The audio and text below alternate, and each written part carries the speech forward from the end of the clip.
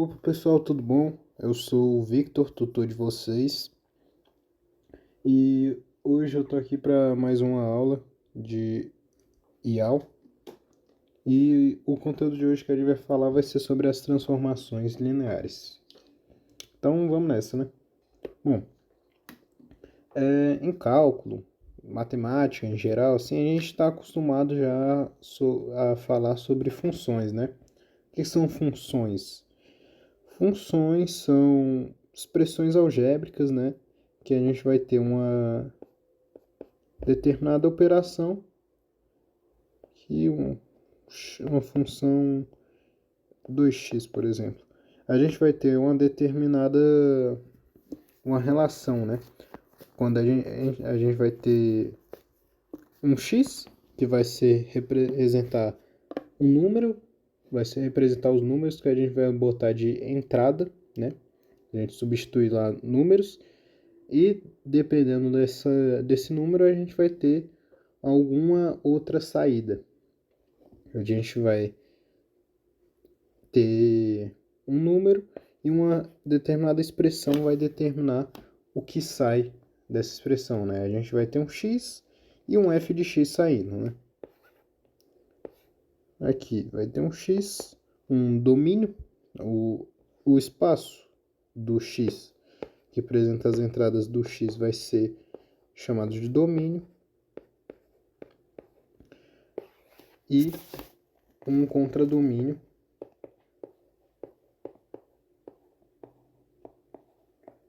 Contradomínio vai ser o espaço onde vai ter as saídas. Aqui a gente vai ter as imagens, que vai ser o que vai sair dessas entradas.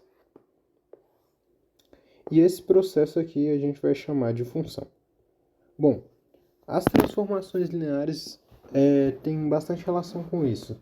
A gente vai ter, assim como elas, vai ser uma certa entrada que a gente vai ter e uma transformação vai nos dar uma saída, dependendo dessa entrada. No caso das funções, a gente tem uma entrada de um número, né? O x pode ser qualquer número aí, e a saída vai ser também outro número, vai depender de uma relação lá de f de x. As transformações lineares, no caso, são mais gerais sobre essa questão. As entradas vão ser termos algébricos, né? Que não precisam ser números. A gente pode ter entrada de vetores aqui, x, y, z. A gente pode ter matrizes também como entrada. E a gente vai ter uma saída também que pode ser algum termo algébrico assim. Essa vai ser a diferença entre eles, né? Entre as funções e as transformações. As transformações lineares, especificamente, vão seguir uma determinada regrinha que a gente vai discutir mais para frente. Mas esse é o conceito geral deles. Transformações, a gente pega um termo, tem uma relação entre eles e passa para outra saída. A gente tem uma entrada, transforma propriamente algumas coisas lá dentro para ter uma saída em uma determinada forma. Entende? Um exemplo aqui, a função f de x igual a 2x. Isso aqui é uma transformação linear. A gente vai ter um x entrando, uma entrada de x e vai ter uma saída que a gente chama de f de x, né? Então, se a entrada for 1, a saída vai ser 2. Se a entrada for 2, a saída vai ser 4. E assim por diante. Isso aqui é uma transformação linear. Que a gente tem uma saída, tem uma entrada e o processo segue uma linearidade. Depois, mais para frente, vou definir isso exatamente. Mas outro tipo de transformação linear aqui é a transformação de um vetor x, y. A transformação de x, y, vou indicar a transformação aqui pelo um t, né? Transformação do vetor x, y, no caso vai ser uma matriz. Vai ser escrita xx, y. Só uma transformação qualquer. Então, sempre quando eu tiver uma entrada de um vetor aqui, se eu quiser saber a transformação t de do vetor 1, 2, vai ser uma determinada saída, que vai ser uma matriz 2 por 2 no caso. A transformação desse vetor, nesse caso, vai ser essa matriz. Uma entrada na forma de vetor e outra saída na forma de matriz, nesse caso. Entenderam? Transformações é isso. A gente é bastante relacionado com o que a gente já conhece sobre funções. Bom, a ideia que eu quero que vocês tenham aqui sobre a diferença que é com as funções é que elas são relações que acontecem de números para números, né? Então a gente vai do um domínio que representa os valores de x, né? Do domínio sendo os números reais e vai para um contradomínio que também é números reais. O fato das transformações serem mais gerais é por conta de não trabalharmos especificamente com esses espaços vetoriais específicos, que são os números reais, né? Transformações lineares, a gente tem a relação entre dois espaços vetoriais, que podem ser iguais ou podem ser diferentes também. Podem ter dimensão maior de um lado ou de outro, tanto faz. A relação de transformações lineares é a mesma questão de relação das funções, porém a gente trabalha com diferentes espaços vetoriais, tanto na entrada quanto na saída. Bom, beleza. Mas no caso de transformações que são lineares, a gente vai ter certas condições para uma transformação ser considerada linear, né? Então, no caso, a gente vai ter uma transformação aqui que a gente vai ter como entrada os elementos do espaço vetorial U, né? Então, a gente tem o espaço vetorial U e vai para o espaço vetorial V. A saída vai ser elementos do espaço vetorial V, né? Só para deixar mais geral, a gente vai escrever dessa forma. Essa transformação vai ser linear se seguir essas duas regrinhas aqui, ó. A transformação da soma de dois elementos, né? Dois elementos no caso do espaço vetorial de entrada, do U. A transformação da soma de dois elementos vai ser igual à soma das transformações individuais. Então, se eu tiver uma transformação linear de verdade, se eu transformar primeiro os elementos e depois somar a transformação deles, vai ser o mesmo valor do que se eu transformar a soma dele, somar eles primeiro, depois transformar os dois juntos. E também, se a gente tiver uma transformação de um elemento multiplicado por escalar, vai ser a mesma coisa que a gente multiplicar por escalar a transformação desse elemento. Então, se eu primeiro transformar o elemento, depois multiplicar por escalar, vai ser a mesma coisa que eu multiplicar ele por escalar primeiro, depois transformar. A gente está trabalhando aqui como normalmente vai trabalhar mesmo com as operações básicas de espaços vetoriais, né? São multiplicação por escalar e soma de elementos. Então, a gente só precisa lembrar dessas duas regrinhas. A transformação da soma vai ser igual à soma das transformações e a multiplicação por escalar da transformação é a mesma coisa que a transformação da multiplicação por escalar. Trouxe aqui dois casos aqui para a gente ver o que é uma transformação linear e o que não é. Por exemplo, nesse caso aqui, transformação de xy, do vetor xy, vai ter como saída x e menos y. Isso aqui é uma transformação, né, no plano dos vetores 2 por 2, e a gente pode verificar aqui que sim, essa transformação é linear. Por quê? Aí a gente vai para aquelas duas regrinhas lá que eu falei antes. Primeiro, a gente vai ver que a transformação de xy, a gente vai verificar que a soma das transformações vai ser igual a transformações da soma. Então, se eu tiver aqui um primeiro vetor x1, y1 e outro vetor, vou chamar eles de U aqui nesse caso. 1 vai ser igual a x1, y1. O 2 vai ser igual a x2, y2. U mais U1 mais U2 vai ser igual a x1 mais x2, né, que vai ser componente por componente, mais y2. Essa é a soma deles. Para isso ser uma transformação linear, a transformação de cada um deles, a transformação de T1 mais transformação de TU2 tem que ser igual à transformação de TU mais TU2. Vamos verificar isso. A transformação de U1 vai ser igual a x1 e menos y1, né? Assim, só negativo ou outro. A transformação de U2 vai ser igual a x2 menos y2.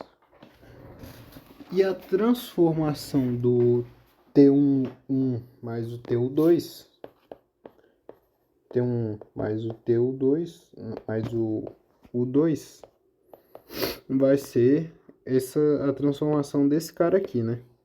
A gente repete o primeiro termo e troca o sinal do segundo. Então vai ser x11 mais x2, só repete, né? E troca o sinal do segundo cara aqui, y2, y2. Ou seja, a transformação desse U1 mais U2 vai ser igual a x1 mais x2, mais faz a distributiva aqui, menos y1 menos y2. E essa aqui é justamente a soma das transformações aqui, né? Se a gente somar esses dois vetores aqui da transformação, a gente vai ter que T1 mais TU2 vai ser igual a soma de componente por componente, né? x1 mais x2 e menos y1 menos y2, que é igual à transformação deles da soma primeiro. Ou seja, T1 é igual a T1 mais TU2 vai ser igual a transformação de U1 mais U2. Bom, a segunda propriedade que a gente tem que ver também é se quando eu multiplico por um escalar um termo aí, tanto faz multiplicar antes ou depois da transformação, né? Trabalhar com xy mesmo. A transformação de kxy tem que ser igual a k vezes a transformação de xy.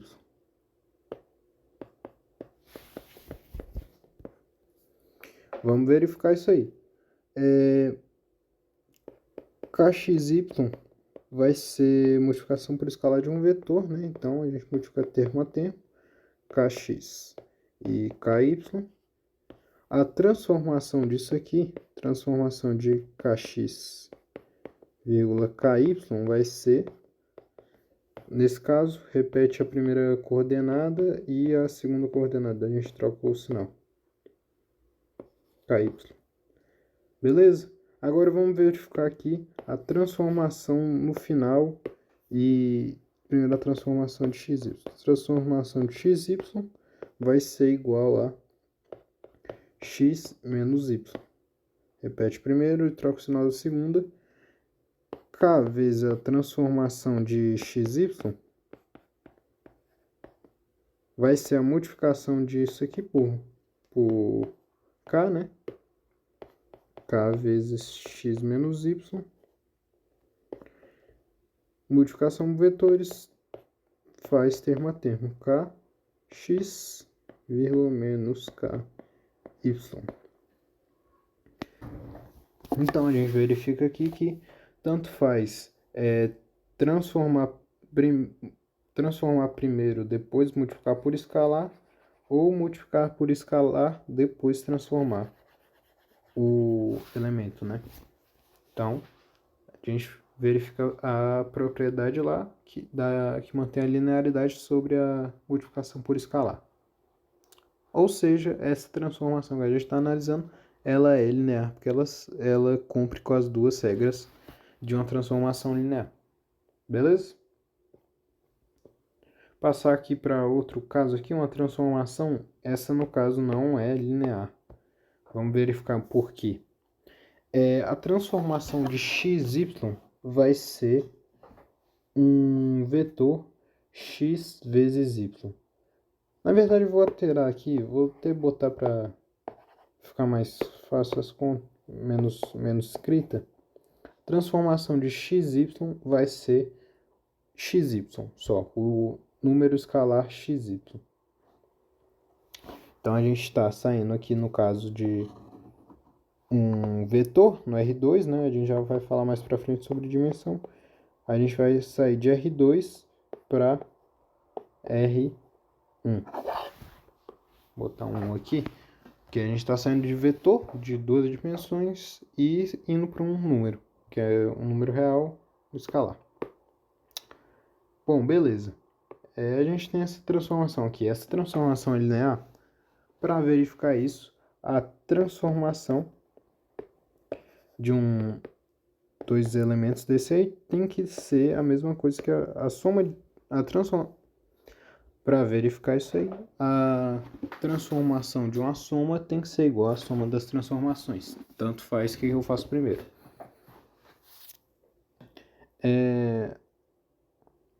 No caso aqui eu vou pegar um primeiro termo, o1 vou chamar de AB.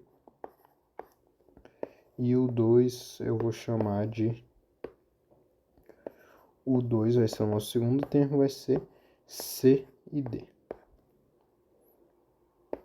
A transformação de U1 mais... Não, a transformação de U vai ser igual a A vezes B. Legal? Que vai ser a transformação de AB. Transformação de U2 vai ser igual a C e D. Massa. A soma dessa transformação, 1 mais o 2, vai ser igual à soma delas, né? Transformação... A transformação de U1 mais transformação de U2 vai ser igual à soma delas, vai ser AB mais CD. Só substituir ali. Agora, se a gente somar eles primeiro, o 1 mais o 2 é igual a soma de vetores AB mais CD. E a soma de vetores a gente faz termo a termo. Então vai ser A mais C e B mais D. Essa é a soma deles. Agora eu vou transformar esse vetor aí, que é obtido na soma deles. Vai ser a multiplicação dos dois termos aqui.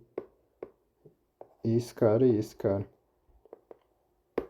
Então a transformação de U1 mais U2 vai ser AC, que é o primeiro termo, vezes o segundo termo, que é BC, B mais D.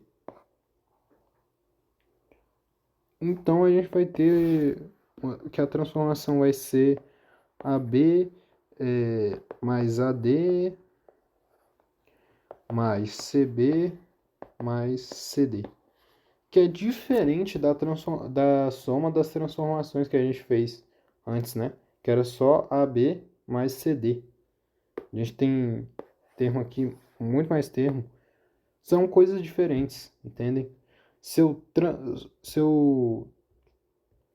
transformar cada um de uma vez, depois somar essas transformações, dá uma coisa diferente do que se eu somar só as transformações. Então a gente não cumpriu com essa regra aí. Já dá para falar que não é transformação linear. Para a gente verificar também, a segunda propriedade para ver se também não ia dar certo. Se eu chamar um aqui de AB de novo, transformação de KAB aqui, que é o 1, vai ser a transformação de K e KB. Essa transformação aqui vai ser o primeiro termo vezes o segundo termo, que é igual a K ao quadrado AB. Agora, se eu multiplicasse a transformação por escalar de AB, seria K vezes a transformação de AB vai ser A vezes B. E multiplicando por escalar vai dar KAB, que é diferente de K ao quadrado BAB. Então, se eu multiplicar a transformação por escalar, é diferente do que eu fazer a transformação da multiplicação por escalar. Ou seja, a gente pode ter certeza que isso aqui não é uma transformação linear. Não cumpriu com nossos requisitos.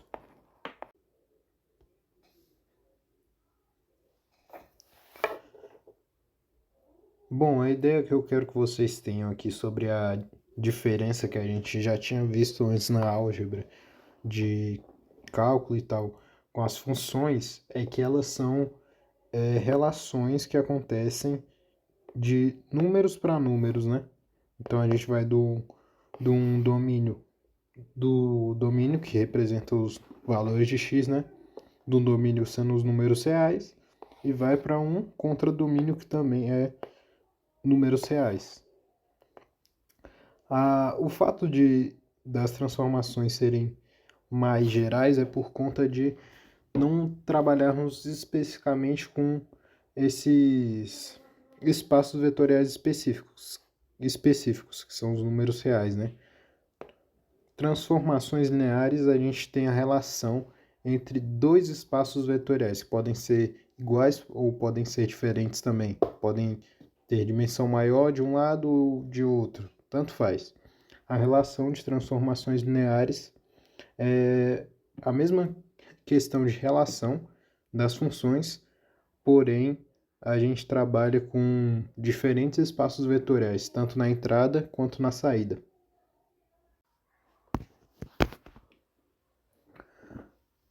Bom, pessoal, a gente tem discutido aí sobre as transformações lineares, né? E como eu disse, a gente vai usar as transformações lineares, a gente vai ter um espaço vetorial que a gente vai ter de entrada, fazemos uma transformação e a gente chega em outro espaço vetorial, ou no mesmo espaço vetorial, mas fazendo algum tipo de transformação ali no meio, né? Aqui eu vou chamar aqui o espaço vetorial de entrada de U, só para fins didáticos. A gente tem um espaço vetorial U na entrada e a gente sai com o espaço vetorial V depois de transformar. O espaço vetorial de entrada, né, ele vai ter uma certa dimensão, aquela dimensão que a gente vê nas questões de base, assim, dá para contar qual a dimensão do espaço. Vai ter uma certa dimensão, o tipo da entrada, e outra dimensão na saída. Vai ter uma certa dimensão, né, de entrada e outra dimensão na saída, né, a dimensão de U e a dimensão de V. Então, sabendo disso, a gente pode conversar um pouco também sobre os tipos de transformações lineares, que vai envolver essa questão da dimensão. Vocês já devem ter visto essas questões questões passadas, no ensino médio, principalmente com funções, né? É a mesma coisa aqui, são transformações injetivas, injetoras, sobrejetivas, sobrejetoras, só que aqui a gente vai envolver também as questão das dimensões, né? Mas só lembrando, para quem não lembra, quando a gente tem uma transformação injetora, no caso, cada entrada vai ter sua saída, né? Uma saída nunca vai ter duas entradas diferentes, nunca vai ter a mesma saída, né? que nem nesse caso aqui que acabou se repetindo, a mesma coisa de antes. Então, nas transformações lineares, especificamente, a transformação sempre vai ser injetiva, quando a dimensão da entrada for menor ou igual à dimensão da saída, né? E tem como a gente ver isso de outras formas também. Se a gente quiser verificar se uma transformação é injetora, a gente pode ver o núcleo. E se o núcleo for apenas o elemento nulo, aí então, se for apenas o elemento nulo, ela é injetora. Mas o que é um núcleo? Para quem ficou um pouco na dúvida, um núcleo no caso, o núcleo vai ser o elemento ou os elementos da entrada que transformados dão no elemento nulo da saída, né? Então, se eu transformar o núcleo, que a gente está chamando aqui por essa sigla char aqui do kernel, a transformação do char vai ser o elemento nulo, né? O elemento nulo aqui, no caso, pertencente à saída, o V, e o char, o núcleo, pertence ao U, que é a entrada. O char, o núcleo, é uma entrada pertencente ao U. Então é basicamente isso. A entrada que quando a gente transforma ela, a gente tem o elemento nulo na saída. Então, naqueles casos específicos de transformações lineares injetoras, o char da nossa transformação vai ser só o elemento nulo, né? Porque só o elemento nulo que vai gerar uma saída nula. Uma saída que também é um elemento nulo dentro do espaço vetorial de saída, né? Por exemplo, nesse caso aqui, a transformação de x menos y, de xy é x menos y e x mais y. Aí a gente, para achar o que é, a gente vai ver qual que é o valor de x e de y que daria para a gente o elemento nulo na saída, né? Que no caso vai ser o 0, 0. Aí a saída 0, 0 aqui nesse caso vai ser o vetor nulo mesmo. Então a gente faria um x menos y e x mais y sendo igual a 0, 0. Vamos cair no sisteminha e resolvendo esse sistema a gente vê que a única forma disso aqui ser verdade é com o x e o y sendo simultaneamente 0, 0. Então o nosso Q, o nosso núcleo, vai ser o vetor nulo. Ou seja, como o único elemento que resulta numa saída nula nessa transformação é o vetor nulo, então a transformação, essa aqui vai ser injetora. Mas em outros casos aqui, por exemplo, essa segunda transformação aqui, para x, y, z, a gente vai ter uma saída que vai ser x menos z e x menos y.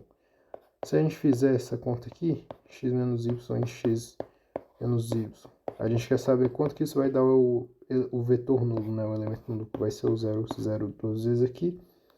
Vai cair no z, x menos z igual a 0 e x menos y igual a 0. Esse sistema aqui não é possível determinado, ele tem infinitas soluções. E no caso vai ser onde x igual a z e y igual a x. Ou seja, todos os vetores que forem escritos nessa forma aí, onde as três coordenadas são iguais, vai resultar num vetor, num elemento, uma saída nula. Ou seja, isso aqui representa o nosso Q. Aí vocês percebam que x é uma variável, pode ser qualquer número. Então, um Q possível para essa transformação vai ser 1.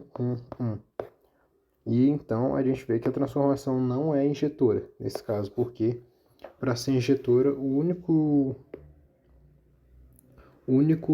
núcleo que a gente deveria ter seria, no caso, o 0, 0, 0, que seria o elemento nulo. Mas aqui a gente tem mais possibilidades que isso. Beleza? Esse é o núcleo que a gente está falando. Então, transformação injetora, o char é o único... o elemento nulo é o único char da transformação. Então aqui eu botei uns exemplos de transformações que são injetoras e que não são injetoras, né? Nesse caso aqui, primeiro, a gente está indo na dimensão menor, no caso, a dimensão do R2, que é 2, para a dimensão das matrizes, 2 por 2, que seria 4. A dimensão daqui da saída é maior, então a transformação é injetora. Então, a dimensão das matrizes aqui é maior, então a transformação é injetora. Dá para a gente verificar isso vendo o núcleo da matriz. E nesse caso aqui, a gente está indo numa dimensão maior, que é R3, indo para R2. Aí a transformação não é injetora. Então, indo da dimensão 3 para a dimensão 2. Uma dimensão maior para uma menor. Transformações sobrejetoras, aí a dimensão da entrada é maior ou igual à dimensão da saída. E é a mesma questão lá que, que vocês já devem ter visto nas funções, né? Quando a transformação é sobrejetora, o contradomínio e a imagem representam a mesma coisa. Não fica sobrando elementos que não têm entrada. Transformações sobrejetoras, então, são aquelas que a dimensão de entrada é maior ou igual à dimensão de saída, né? E a mesma questão que a gente já lembra das funções. Sobrejetoras são onde o contradomínio e a imagem é igual.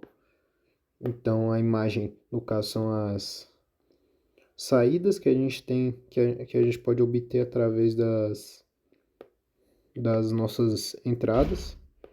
E o contradomínio, nesse caso aqui que a gente está falando, seria o espaço vetorial de saída. Então, se a gente consegue meio que ter uma entrada para todo os elementos que a gente contém no espaço vetorial de saída, se todos eles têm uma entrada correspondente, né, aqui de volta, a gente vai ter uma transformação sobrejetora. Quando alguns elementos do nosso espaço vetorial não têm entrada que chegue dentro deles na transformação, então a gente vai ter uma transformação que não é sobrejetora, que só uma certa parte do nosso espaço vetorial é preenchido. A imagem é menor do que o contradomínio, que é o espaço vetorial de saída. Então, botei alguns exemplos aqui, ó. Sempre quando a dimensão de entrada for maior do que a dimensão de saída, a gente vai ter casos assim que a gente vai ter sobrejetividade. Nesse caso aqui, por exemplo, polinômio de grau menor ou igual a 2 para polinômio de grau menor ou igual a 1. Essa aqui é sobrejetora. Todos os elementos todos os polinômios a gente pode escrever usando essas entradas. Todos os polinômios da saída vão ter uma entrada característica. Outro caso aqui, um caso de não sobrejetividade, que é onde a dimensão de entrada é menor que a dimensão de saída. E por fim, juntando as duas, a gente tem a transformação bijetora, que nada mais é do que a transformação que é injetora e sobrejetora ao mesmo tempo. Aí, nesse caso, vai ser a intersecção dos dois, que é onde a dimensão de entrada e a dimensão de saída são as mesmas. Aí, são casos onde a dimensão é a mesma. Nesse caso aqui é uma transformação do plano aqui, que a gente tem entrada de R2 e saída de R2 também. No caso, a gente só faz algumas operações internas dentro dele. Bom, tendo isso em vista, então eu só quis escrever algumas coisas aqui mais sobre transformações no plano para chegar numa ideia com vocês. Vocês já devem ter visto antes na escola e coisas assim sobre essa tal matriz aqui, a matriz de rotação. A matriz de rotação é uma matriz que, quando a gente tem um vetor ou talvez tenham visto através de um ponto mesmo, mas quando tem um vetor em relação ao plano aqui, e a gente quiser rotacionar ele em relação, rotacionar ele em tantos graus, a gente pode multiplicar as coordenadas desse ponto. Nesse caso, a gente está vendo como vetor, com o centro na origem. Se a gente quiser rotacionar esse vetor, a gente vai fazer uma multiplicação por uma matriz. E essa multiplicação por essa matriz nada mais vai fazer do que transformar esse vetor de uma certa forma sem alterar o seu comprimento, mas mudando a sua direção e sentido. Entende? Isso você já viu. Essa questão de rotacionar é realmente uma transformação linear que a gente está tendo aqui. É uma transformação do vetor que a gente está aplicando, a gente transforma o nosso vetor. A gente vai transformar o nosso vetor em um novo vetor. Só que nesse caso em específico a gente vai continuar com o mesmo modo. As transformações lineares vão fazer a mesma coisa aqui, elas vão transformar o nosso vetor, só que sem essa limitação de tamanho. Elas podem distorcer o vetor, podem distorcer, esticar o vetor, ou reduzir o seu tamanho, mudar sua direção, essa é a questão. Essa matriz aqui de rotação, ela representa essa transformação em um certo ângulo, né? E essa é a questão que eu quero chegar com vocês. As transformações lineares que a gente está discutindo aqui, muitas vezes a gente vai poder representar elas através de uma multiplicação de matrizes. Quando a gente trabalhar com uma entrada que seja na forma de vetor, a gente pode usar uma matriz para representar a transformação linear. E a transformação desse vetor vai ser a multiplicação desse vetor por uma matriz. Ó, caso como esse aqui. Se a gente tivesse vetor xy aqui, se a gente multiplicar as coordenadas dele de uma certa maneira assim, ó, uma matriz vezes esse vetor, a gente vai poder transformar ele, vai poder rotacionar ele, alterar o tamanho, coisas assim. São as transformações lineares escritas na forma de matriz. Então, escrevi alguns exemplos aqui. Uma matriz onde a gente estica o vetor e muda a direção. Matriz onde a gente só rotaciona ele, só muda a direção dele. Se eu quiser escrever uma matriz também, poderia só mudar esse tamanho. Tudo a gente pode escrever na forma de matriz. Ó, aqui está um exemplo aqui, ó. A transformação de R2 para R2. Se a gente tiver uma transformação de tx e y for 2x e menos y e 2tx, a gente quer escrever na forma de uma matriz. Chamei de A aqui. Aí A vai ser uma matriz 2 por 2, né? E a gente chega na matriz aqui, A é igual a essa matriz aqui, ó. Caímos num sisteminha e encontramos uma matriz que representa a transformação de x e y só com a multiplicação de matriz. Entenderam? Então eu coloquei até uma forma geral aqui de vocês podem pensar sobre, mas é bem tranquilo de ver quando a gente vai ter uma transformação de R2, sim, a gente já pode escrever direto na forma de matriz essa transformação aqui. Aqui seria uma regra geral. Coloquei aqui um exemplo de como seria uma representação dessa transformação que a gente está falando aqui, né?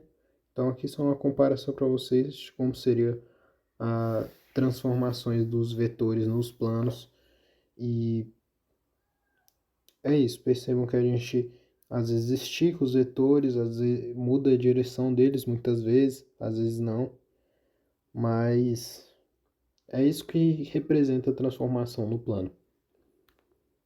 Então é isso, pessoal. Espero que tenham conseguido entender toda essa questão de transformações lineares. Qualquer dúvida, por favor, me mandem.